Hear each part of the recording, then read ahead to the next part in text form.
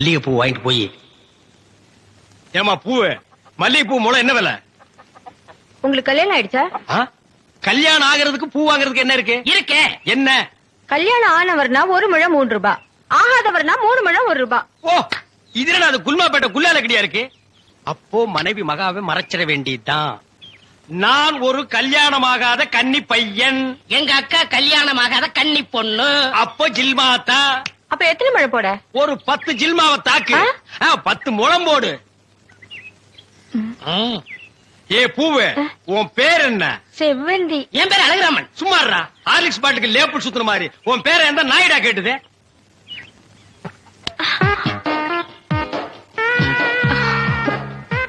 கல்யாணம் ஆகாதவரா இருக்காரு.